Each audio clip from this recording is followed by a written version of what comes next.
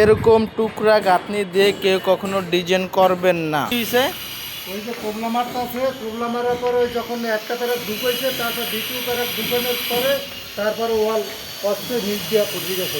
এই ওয়ালটা ছিল এই জায়গা না? হ্যাঁ, এই জায়গায় ছিল। এই জায়গায় একটা টুকরা গাঁথনি। আর টুকরা গাঁথনি, এই যে একটা টুকরা গাঁথনি, মনে করেন না 20 ইঞ্চি একটা গাঁথনি। হ্যাঁ, এটা যখন তার কাটা মারান ধরছেন, যে কোবলা মারা ধরছেন, তখন এটা বাইঙ্গা বাইরে পড়ে গেছে। ও আচ্ছা, যারা মনে করেন যে বিল্ডিংয়ের ডিজাইনের জন্য যারা টুকরা গাঁথনি করবেন অবশ্যই একটু সাবধানে।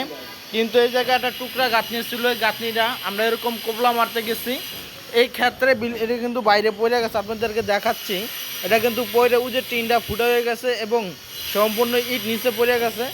যারা করবেন মিস্ত্রির কারা ক্ষতি করবেন না, কিছু কিছু ডিজাইনের জন্য কিন্তু মিস্ত্রিদের ক্ষতি হয়ে যায়। আজকে কিন্তু একটা মিস্ত্রি খুব অঘটন ঘটে যেত, এই কোবলা মারা যাচ্ছে, এই জায়গায় একটা লিনটেন হবে এই বিধায়, কিন্তু এই জায়গায় এই অবস্থায় কিন্তু একটা দুর্ঘটনা হওয়ার দরকার হয়ে গেছিলো।